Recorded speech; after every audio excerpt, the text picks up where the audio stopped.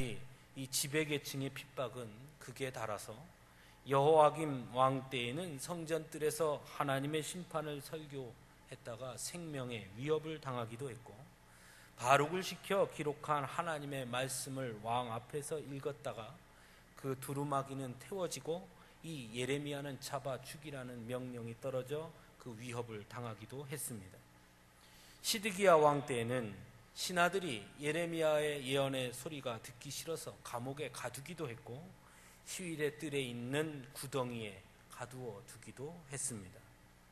또한 무엇보다 고향 아나돗 사람들 역시 이 예레미야를 죽이려고 하는 그런 모습들도 보였습니다. 이처럼 예레미야는 하나님의 예언자로 부름받아 그 사명을 감당하는 동안 끝없는 핍박과 외로움과 소외감을 경험해야 했습니다. 오늘 본문에서도 예레미야의 이러한 모습이 등장하는 것을 보게 됩니다. 15절 말씀에 보면 주를 위하여 내가 부끄러움 당하는 줄을 아시옵소서 하고 탄식하고 있고, 18절 말씀에는 나의 고통이 계속하며 상처가 중하여 낫지 아니한다라고 항거하고 있습니다. 또한 예레미야 20장 8절에서는 내가 말할 때마다 외치며 파멸과 멸망을 선포함으로 여호와의 말씀으로 말미암아 내가 종일토록 치욕과 모욕거리가 됨이니이다 라고 탄식하고 있고, 무엇보다 20장 14절에서 18절에서는 내 생일이 저주를 받았다면, 나의 어머니가 나를 낳던 날이 복이 없었다면, 나의 아버지에게 소식을 전하여 이르기를 당신이 득남하였다 하여 아버지를 즐겁게 하던 자가 저주를 받았다면, 어찌하여 내가 태에서 나와서 고생과 슬픔을 보며 나의 날을 부끄러움으로 보내는고 하며 깊은 탄식과 절망에 놓여있는 모습을 보여줍니다. 자기 생일을 저주함으로써 자기의 삶 전체를 송두리째 부정하고 싶을 만큼 큰 핍박과 어려움을 당하고 있었던 것입니다. 본문 18절에서도 주께서는 내게 대하여 물이 말라서 속이는 시내 같으시리까 하고 하나님 앞에 탄식을 토하고 있습니다. 이처럼 예레미야는 하나님의 부름을 받아 하나님의 말씀을 증거함에도 불구하고 하나님께서 자기 얼굴을 감추시고 어디론가 숨어버리신 것 같은 하나님의 부재를 경험하고 그에 대해 끝없이 항거하고 있는 것입니다. 저는 이런 예레미야의 모습을 보면서 오늘을 사는 이 땅의 성도들의 탄식과 같다라는 생각을 해보게 됩니다. 우리 삶 속에서 느끼는 하나님의 부재를 말입니다. 세상 속의 고통과 슬픔을 보면서 또 믿음으로 살려고 애쓰면 애를 쓸수록 힘겨운 삶을 경험하게 될 때, 하나님의 말씀을 증거하고 하나님의 말씀을 표현하고 말씀대로 살려고 애쓰는 우리들이 세상 사람들에게 조롱당하고 멸시당하는 모습을 볼 때, 하나님은 분명 가난한 자, 연약한 자와 함께 하신다 하셨음에도 불구하고 오늘의 현실 속에 가난한 자와 연약한 자들은 여전히 외롭고 억울함을 경험할 수밖에 없는 이런 현실을 우리가 경험할 때, 우리 역시 예레미야와 같은 하나님의 부재에 대한 탄식의 그 심정을 경험하고 있는 것은 아닌가 생각해 보게 됩니다. 과연 하나님은 어디에 있단 말인가? 왜 하나님은 말씀하지 않는가? 내가 하나님의 말씀 때문에 이토록 고난을 당하고 핍박을 당하건만 왜 하나님께서는 아무런 응답이 없으신가 하는 이 하나님의 부재로 인한 깊은 절망감, 그것에 대한 하나님을 향한 탄식과 항거, 그것이 오늘의 우리의 탄식이요 항거의 모습이 아닌가 생각해 보게 됩니다. 예레미야도 그러했습니다. 그럼에도 불구하고 오늘 우리는 본문을 통해 예레미야의 또 다른 모습을 보게 됩니다. 그토록 깊은 탄식과 항거와 그토록 심한 모욕과 핍박 속에서도 그는 전혀 또 다른 모습을 보여주고 있습니다. 오늘 본문을 가만히 들여다보면 그의 멋있는 믿음의 고백을 우리는 보게 됩니다. 15절 말씀을 보면 예레미야는 이렇게 고백합니다. 주는 나를 기억하시며 돌보시사. 예레미야는 하나님께서 그럼에도 불구하고 자신을 기억하시고 돌보아 주실 것에 대한 깊은 기대와 믿음이 있었음을 본문은 증거하고 있습니다. 하나님께서 나를 기억하시고 돌보신다 하는 이 믿음의 고백은 이스라엘 백성들에게 있어 매우 소중한 믿음의 고백이었습니다. 단순히 입술의 고백이 아니라 그들의 삶 속에서 그들이 경험한 실로 놀라운 믿음의 고백이었다는 것입니다. 출애굽기 2장 24절에서 25절의 말씀에는 출애굽 사건이 이루어진 배경에 관해 성경이 증언하고 있는데 거기에는 이렇게 기록되고 있습니다. 하나님이 그들의 고통 소리를 들으시고 하나님이 아브라함과 이삭과 야곱에게 세운 그들의 언약을 기억하사 그들을 건져내셨다. 하나님께서는 우리의 소리를 들으시고 우리를 기억하시고 우리를 돌보아 주시는 분이시라는 그 사실을 이스라엘 백성들은 출애굽 사건을 통해 몸으로 체험했고 고백하게 된 것입니다. 예레미야도 지금 그 고백을 기억하고 있는 것입니다. 주는 나를 기억하시며 돌보시는 분이십니다. 내가 이 고통과 고난의 자리에 있을지라도 하나님께서는 분명 나를 기억하시고 돌보아 주실 것입니다 라고 그는 간절히 기도하고 있는 것입니다. 하나님의 기억하심과 돌보심에 대한 이 믿음의 고백은 고통과 절망의 세상 속에 살아가는 하나님의 사람들에게 그래서 가장 중요한 믿음의 고백이 되는 것입니다. 사랑하는 성도 여러분, 하나님은 여러분을 기억하시고 돌보시는 분이신 줄 믿으시기 바랍니다. 그 믿음의 고백이 우리에게 있어야 하는 것입니다. 두 번째로 16절 말씀에 주의 말씀은 내게 기쁨과 내 마음의 즐거움이다 라고 노래하고 있습니다. 고통의 현실 속에서도 주의 말씀을 얻어먹었사오니 주의 말씀은 내게 기쁨과 내 마음의 즐거움이라고 예레미야는 주저하지 않고 찬송하고 있습니다. 하나님의 말씀을 증거하는 것 때문에 핍박당하고 고통당하고 있으나 그럼에도 불구하고 예레미야는 하나님의 말씀은 내게 기쁨과 내 마음의 즐거움이라고 찬송하고 있는 것입니다. 시편 19편에서 시편 기자 역시 금 곧 많은 순금보다 더 사모할 것이며 꿀과 송이꿀보다 하나님의 말씀이 더 달달하고 고백한 것처럼 예레미야 역시 그 고백 가운데 놓여 있는 것입니다. 하나님의 말씀만이 예레미야에게는 유일한 의지였고 소망이었고 삶의 전부라고 고백하고 있는 것입니다. 고통의 자리에 있더라도 믿음의 사람이 가져야 할 두 번째 귀한 믿음의 고백이 바로 여기에 있습니다. 그럼에도 불구하고 하나님의 말씀을 의지하고 붙들고 살겠습니다. 하나님의 말씀이 나의 소망이며 의지입니다 라고 고백할 수 있는 그 믿음이 있을 때에 하나님은 그에게 놀라운 일을 펼쳐 보여주시는 분이시라는 것입니다. 사랑하는 성도 여러분, 여러분도 이 고백이 여러분의 입가에 가득할 수 있기를 간절히 바랍니다. 세 번째는 17절 말씀입니다. 내가 기뻐하는 자의 모임 가운데 앉지 아니하며 즐거워하지도 아니하고 주의 손에 붙들려 홀로 앉았사오니 라고 노래합니다. 무슨 얘기입니까? 타협하지 않는다는 것입니다. 사람보다 하나님을 바라보는 삶을 살겠다라고 고백하고 있는 것입니다. 흔히 사람을 말할 때 사람은 사회적 동물이다, 혼자서는 살 수 없다라고 말합니다. 맞는 이야기입니다. 사람이 어떻게 혼자 살 수 있습니까? 사람은 사람들 가운데서 살아가는 것입니다. 그래서 이웃이 중요하고 사람이 중요합니다. 관계가 매우 중요합니다. 세상 속에서 살아가려면 세상 사람들과 좋은 관계를 형성하는 것이 매우 중요한 일입니다. 사람과 함께 더불어 살 수밖에 없는 존재이기 때문입니다. 하지만 그것보다 더 중요한 것이 있습니다. 예레미야는 바로 그것을 오늘 노래합니다. 내가 기뻐하는 자의 모임 가운데 앉지 아니하고 즐거워하지 아니하였으나 나는 주의 손에 붙들려 홀로 앉았습니다. 나는 세상 사람들과 관계보다 더 중요한 것이 있는데 그것은 하나님의 손에 붙들려 사는 것입니다 라고 고백하고 있는 것입니다. 즉 믿음의 고독을 누리는 자들입니다. 우리가 참 이것을 못합니다.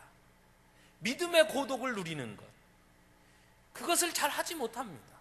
그러다 보니 세상 속에서 내가 예수 믿는 사람이다, 내가 성도다, 내가 교회의 무슨 직분자다, 이런 이야기하면 관계가 멀어질까봐, 나를 싫어할까봐, 왠지 어색해질까봐 숨기며 살아갈 때가 많습니다. 어떤 분은 저에게 이런 얘기하는 것도 들은 적이 있습니다. 제가 일부러 그러는 건 아니고요, 어떻게든 관계를 잘 맺어서 나중에 전도하려고 일부러 그랬습니다. 천만의 말씀이요, 처음부터 내가 예수 그리스도의 성도라는 것을 밝히지 못하면 전도할 길은 없는 것입니다. 왜 그렇게 하는 걸까요? 사람의 관계가 더 중요하니까요. 그런데 예레미야는 사람들의 모임 가운데 앉는 것보다 주의 손에 붙들려 홀로 앉는 것을 더 기뻐했습니다.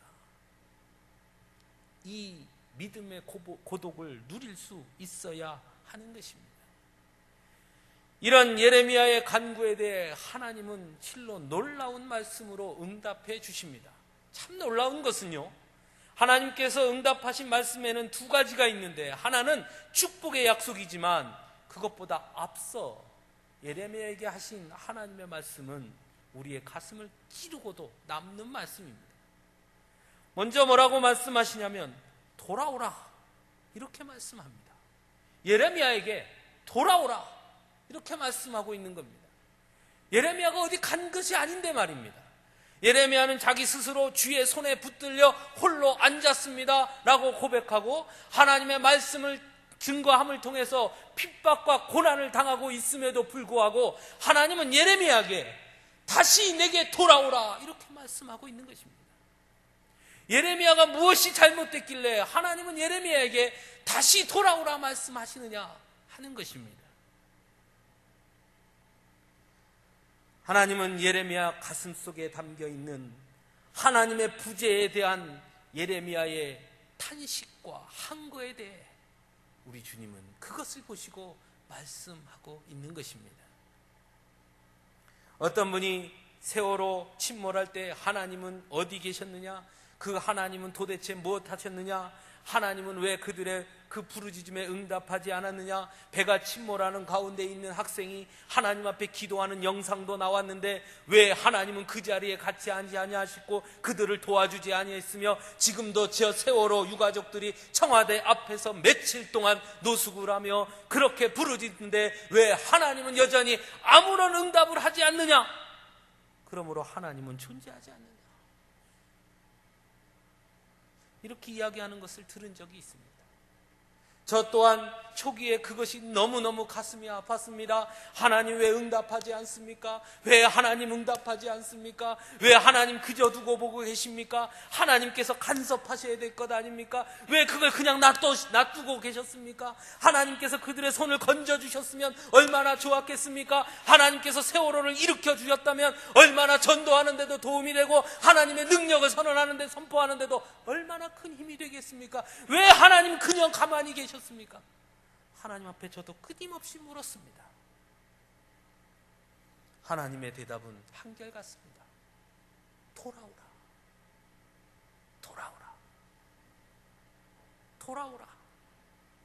내가 어느 곳에 간 것이 아니오, 내가 없는 것이 아니오, 나는 항상 너희 곁에 언제나 동일하게 머물러 있는데 내가 나를 떠났으니 돌아오라.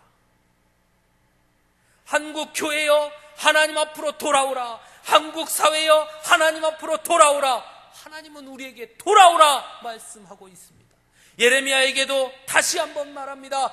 예레미야여 다시 돌아오라. 내가 처음 너를 불렀던 그 자리로 돌아오라. 하나님의 부름을 받았을 때 느꼈던 그 감격의 자리로 돌아오라. 내가 너를 떠난 것이 아니라 내가 나를 떠났다. 세상을 보며 세상이 돌아가는 것을 보며 하나님의 간섭하심과 역사하심을 의심하며 하나님보다 세상의 힘이 더 강하다고 생각하는 그 생각을 벗어버리고 오직 하나님께로 돌아오라. 하나님께로 돌아오라. 예레미야에게 그렇게 말씀하고 있습니다. 이것은 바로 오늘 우리에게 주시는 말씀입니다. 하나님께로 돌아오라. 세상의 힘보다 돈의 힘의 노예가 되어서 살아가고 있는 하나님의 백성이라고 말하는 자들이여, 하나님께로 돌아오라. 하나님께로 돌아오라. 그리하면 내가 너와 함께 할 것이다. 우리는 하나님께로 돌아가야 합니다. 두 번째로 예레미야에게 말씀하십니다. 헛된 것을 버리고 귀한 것을 말하라.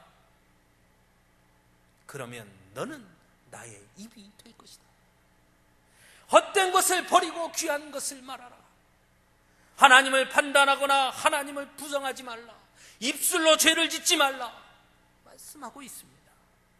우리가 잘 아는 대로 욥은 고난 중에도 하나님 앞에 입술로 범죄하지 않았다라고 성경은 기록하고 있습니다. 우리는 어떠합니까?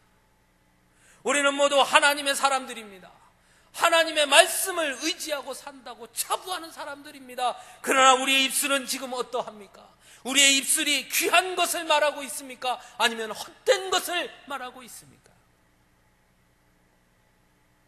지난 한 주간 휴가를 다녀왔습니다. 휴가를 다녀와서 어제 저녁에 말씀을 준비하면서 이 말씀을 앞에 두고 곰곰이 생각해 봤습니다. 일주일 동안 내가 무슨 말을 제일 많이 했던가? 제 고백입니다. 휴가 가서 일주일 동안 내가 무슨 말을 제일 많이 했던가?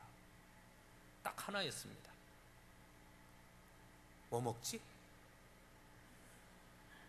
아침 뭐 먹을까? 점심때 됐네? 점심 뭐 먹을까? 벌써 저녁이네? 오늘 저녁에 뭐 먹지? 야, 뭐 먹고 싶으냐? 야, 여기 뭐가 유명하단다. 뭐 먹자.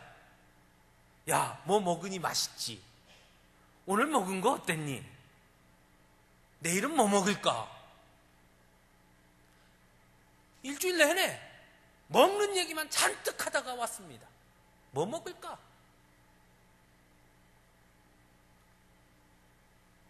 하나님의 말씀 안에 사는 자들이 여전히 우리는 세상에 무엇을 먹을까, 무엇을 입을까, 무엇을 누릴까, 무엇을 살까, 세상의 어떤 헛된 것들만 잔뜩 말하고 하나님의 말씀, 복음, 사랑, 은혜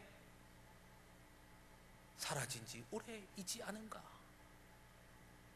오늘 하나님은 예레미야에게 다시 한번 말합니다. 너는 내가 세운 하나님의 예언자니 헛된 것을 버리고 귀한 것을 말하라. 복음을 증거하며 살아라. 여러분들은 일주일 동안 무슨 말을 제일 많이 하셨습니까? 우린 여름을 지나면서 아이고 더워 더워 더워 아이고 더워 더워 그 말 참 많이 했지요. 오늘 뭐 먹을까? 뭐 그거 참 좋더라. 드라마 봤어? 남자분들 아이고 어제 야구 봤어? 그래서 오늘 오후에 우리 내가 만난 하나님 간증하는 시간, 우리가 마음껏 하나님을 증거하고 하나님을 이야기하고 하나님의 은혜를 선포하는 그런 시간이 될 수 있기를 간절히 바랍니다. 정말 중요한 것입니다. 세 번째로 예레미야에게 말합니다. 너는 그들에게로 돌아가지 말지니라. 세상의 것을 따라가지 말라. 세상의 것을 부러워하지 말라. 세상이 주는 안식과 편안함에 물들지 말라 말씀하고 있는 것입니다. 그들에게 돌아가지 말라. 오늘 우리의 가장 큰 문제는 돌아간다는 것입니다.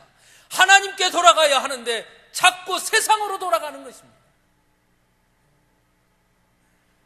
주일날 말씀 듣고 기도하고 내가 오늘 이 말씀 가지고 일주일 동안 정말 하나님의 말씀으로 열심히 살아야지 할렐루야 하고 교회 밖을 나서면 바로 세상 속에 돌아가서 세상과 동일하게 산다는 것입니다.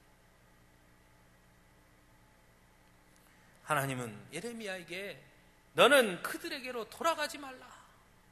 오늘 우리에게 주시는 말씀입니다.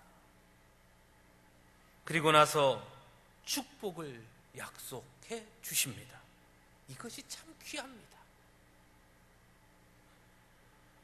돌아오라.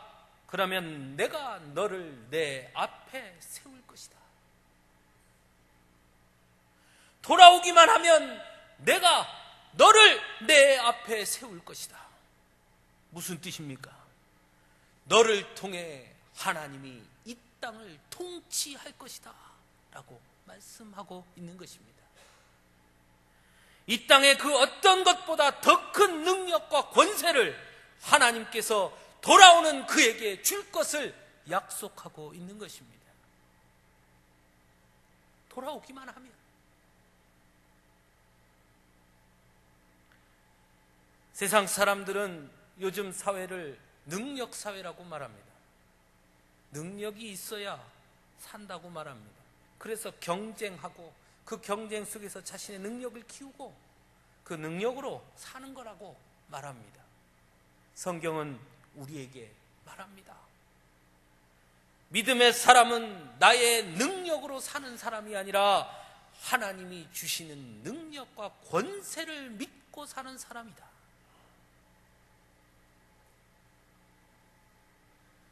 사랑하는 성도 여러분, 우리는 부족한 것이 많습니다. 우리의 능력, 우리의 현실, 여전히 부족하고 연약한 것이 많습니다. 그러나 중요한 것은 우리는 그것 가지고 사는 사람이 아니라 하나님의 능력과 권세를 가지고 사는 사람들이라는 사실입니다. 그러려면 하나님 앞으로 돌아가면 되는 것입니다. 하나님께서 그러면 내가 너를 내 앞에 세울 것이다 약속해 주셨습니다.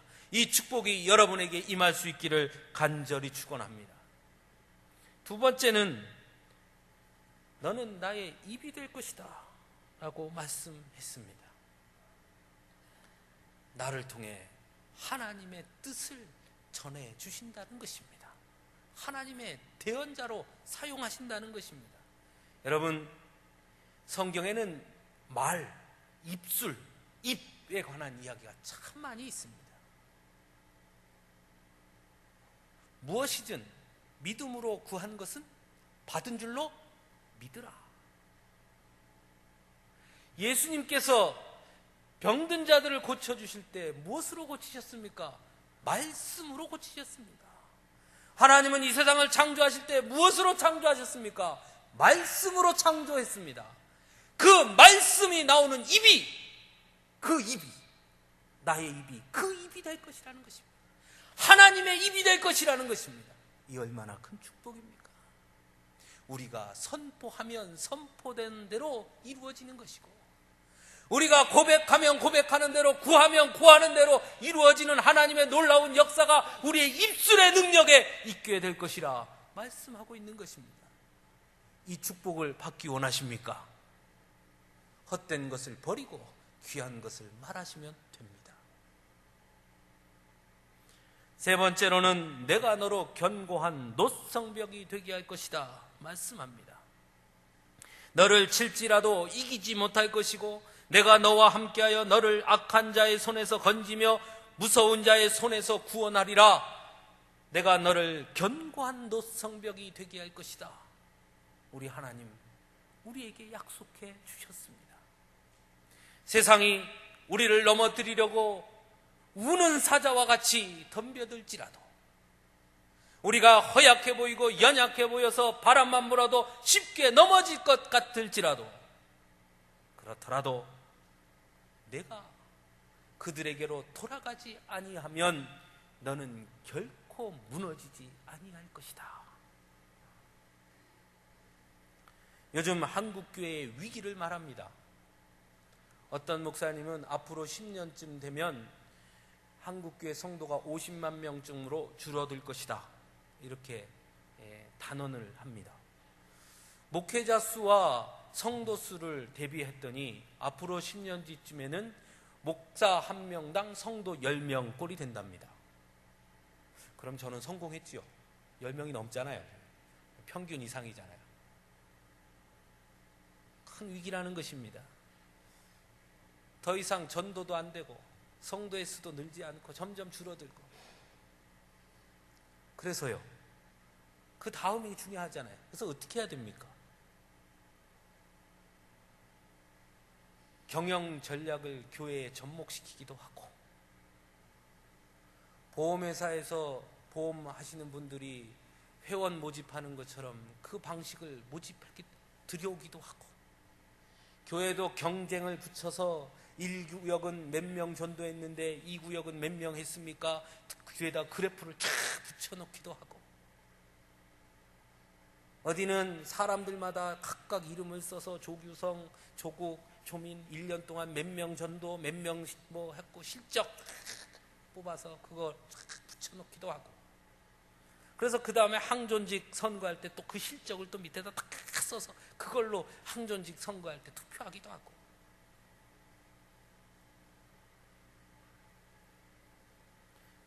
그거는요, 겉으로 보기에 성공할지 모르나 그건 교회가 아닙니다. 이럴 때일수록 교회는 교회의 본질을 지켜야 합니다. 한때 교회는 교육의 요람이었습니다. 주일학교에 아이들이 박식을 했죠. 왜? 사회보다 교회의 교육 시스템이 더 좋았거든요. 교회 학교 오면 선생님이 사랑으로 대하죠. 선생님이 때리는 거 봤습니까? 교회 학교 선생님이 몇 때립니까? 너 공과 안 해왔다고, 요절 안 해왔다고 손 내밀라고 때립니까? 안 그러거든요. 그저 칭찬해주고 격려해주고 사랑해주고 품어주고, 이름 하나하나 부르고.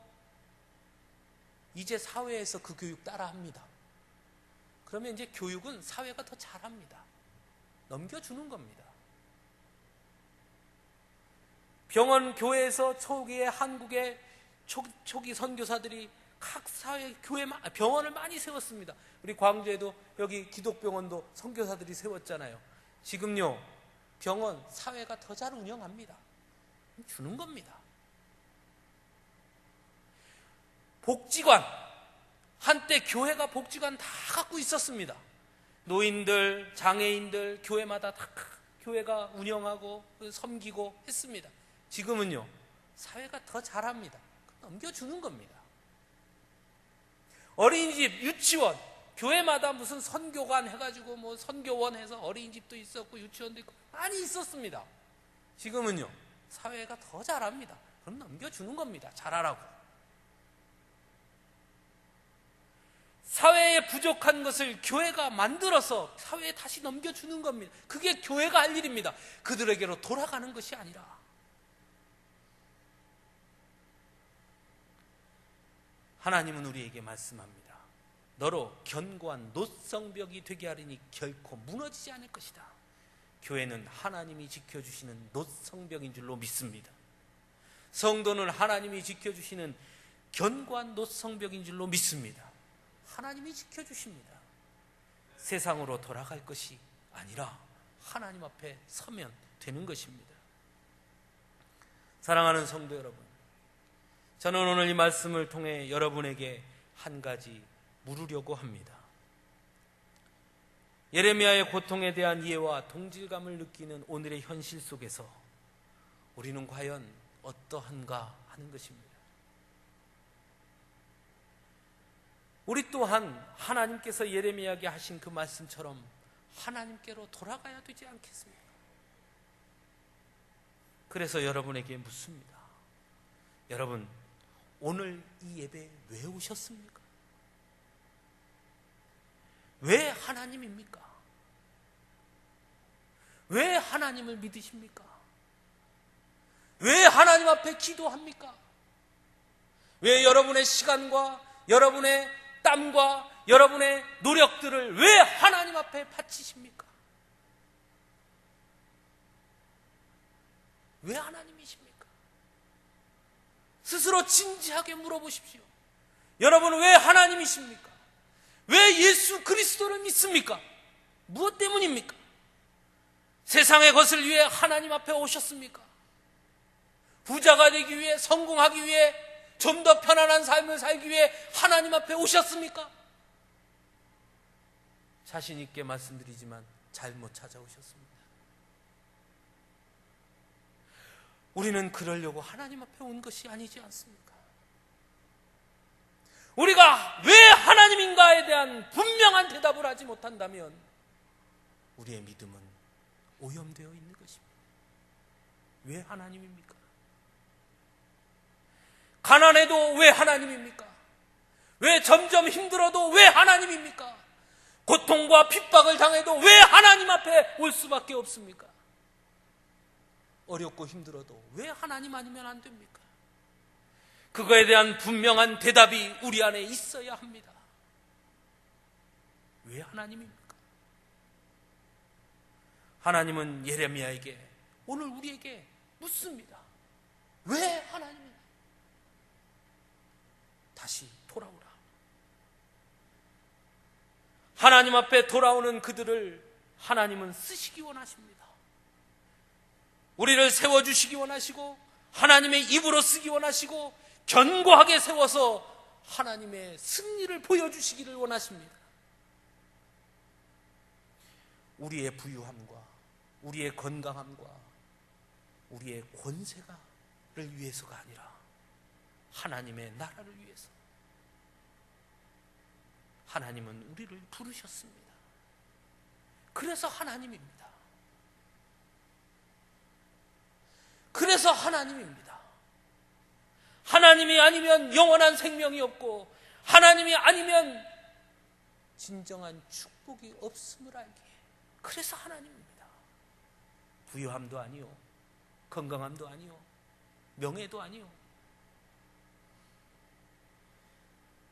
저는 오늘 말씀을 준비하면서 너는 나의 입이니 이 말씀을 계속 되뇌었습니다. 너는 나의 입이니, 너는 나의 입이니. 하나님은 우리를 하나님의 입으로 쓰시기 원하십니다.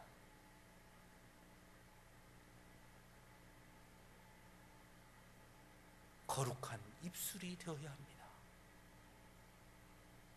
안 됩니다. 틀렸습니다. 망쳤습니다. 어림도 없습니다. 하나님의 말이 아닙니다. 할 수 있거든이 무슨 말이냐? 믿음 안에서 능치 못할 일이 없느니라.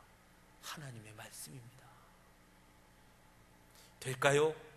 안 되겠는데요? 아니라 될까요? 기도해야지요. 가능하겠습니까? 기도해야지요. 이것 좀 하시겠습니까? 못합니다 아니라 기도하면서 한번 감당해 보겠습니다. 안 돼도 어쩔 수 없지만요, 최선을 다해 기도하고 감당해 보겠습니다. 이게 하나님의 입입니다. 여러분, 우리의 입에 이러한 말들이 우리의 입에 가득할 수 있기를 간절히 바랍니다. 언젠가 버스를 탔는데요, 한 6살 먹은 아이가 엄마랑 버스를 탔어요. 먼 길을 가는 길이었거든요. 서울까지 가는데 그 버스 안에서 이 6살짜리 아이가 계속 뛰어다니는 거예요. 그러니까 버스 안에 탄 분들이 버스 타면 잠도 자고 뭐 이러려고 다 타잖아요. 근데 얘가 그냥 앞에서부터 뒤까지 후다닥 뛰어다니고요, 막 소리 지르고. 그러니까 그 엄마가 아이고 너 좀 앉아라고 앉히면 막 소리 지르고 울고요. 그러니까 그 승객들이 다 아이한테 야 너 좀 앉아, 위험해, 가서 앉아, 막무가내고요. 엄마한테 아이 애 좀 어떻게 해봐요. 그래 엄마가 해도 막 소리 지르고 그러면 또 옆에서 아이 그냥 놔둬요, 우는 게 더 시끄럽네, 난리가 났어요. 버스가 가다 휴게소에서 서서 휴게소에서 좀 쉬었다가 타는 승객들이 그 아이를 달래려고 과자도 사다 주고 뭐 사탕도 사다 주고 껌도 사다 주고, 야 이제 조용히 가자. 차가 다시 출발하니까 뭐 받은 건 다 필요 없고 또 뛰기 시작합니다. 막 소리 지르고 왔다 갔다 뛰는 거예요. 저도 그 차를 타는데 너무 짜증이 나는 거예요. 저는 한 대 콱 줘박을 수도 없고 제 성격 같아서는요. 그런데 버스 기사가 아무 말도 안 하고 가는 거예요. 그래서 참 버스 기사도 대단하다 싶었습니다. 한 2시간쯤 지났는데요, 출발해서 갑자기 버스 기사가 마이크를 탁 키는 거예요. 이제 버스 기사가 이제 소리 한 소리 하겠구나 하고 딱 귀를 기울였더니 버스 기사가 이렇게 말하는 겁니다. 야, 너 진짜 잘 뛴다. 너 나중에 육상선수 하면 진짜 잘하겠는데? 그런데 말이다, 육상선수는 아무 때나 그렇게 뛰는 거 아니야. 육상선수는 준비 땅 하면 그 소리에 탁 뛰는 거다. 너 그렇게 막 뛰면 안 돼. 넌 내가 볼 때 진짜 멋있는 육상선수가 되겠다. 우사인 볼트 같이 되겠는데? 막 이렇게 하는 거예요. 그러더니 한번 뛰어볼래? 그러니까 얘가 딱 멈췄어요. 그러더니 기사 아저씨가 운전하면서 준비! 땅! 하니까 앞에서 뒤로 팍 뛰어가는 겁니다. 뒤에 있는 승객이 아이를 탁 잡았어요. 다시 뒤에 서니까 또 다시 운전기사 아저씨가 준비! 땅! 하니까 또 앞으로 막 뛰어요. 또 앞에 있는 사람이 탁 잡아줬습니다. 그 다음 기사 아저씨가 이렇게 말해요. 육상선수는 그렇게 뛰잖아? 그럼 잘 쉬어야 돼. 그래야 잘 뛴다. 너 엄마 옆에 가서 조금만 쉬어 있다가 다음에 조금 있다 또 뛰자. 힘들지? 애가 안 힘들대요. 아니야, 쉬어야 돼. 그래도 가서 앉아봐. 애가 앉았어요. 한 10분쯤 지나니까 아이가 아저씨 나 또 뛰어요? 그러니까 기사 아저씨가 아니 조금 더 쉬어. 조금 있다 아저씨가 뛰자. 그럼 그때 나와. 네 하는 내내 조용합니다. 한 시간쯤 지나더니 아저씨가 자 준비됐어? 그러니까, 네. 자 다시 준비 땅 하니까 또 뛰어요. 땅 하니까 또 뛰어요. 자 또 시작. 들어갔어요. 소리도 안 냅니다. 엄마 옆에서 아이가 조잘조잘 말합니다. 엄마 나 진짜 잘 뛰어? 나 진짜 잘 뛰어? 우사인 볼트가 누구야? 나 정말 잘 뛰어? 나 그럼 진짜 유명한 육상선수 돼야지. 조용합니다. 조용히 해라. 조용히 해라. 애가 왜 그렇게 번잡스럽냐? 너 그러다 다친다. 그 말은 그 아이를 조금도 변화시키지 못했습니다. 운송기사 아저씨의 너 육상선수 되겠다. 그 한마디가 아이를 변화시켰어요. 그게 하나님의 입입니다. 사랑하는 성도 여러분, 우리 모두 하나님의 입이 됩시다. 믿음으로 사는 분들이 됩시다. 하나님께 더 깊이 돌아가는 자들이 될 수 있기를 간절히 바랍니다. 기도하겠습니다. 사랑의 아버지 하나님 감사합니다.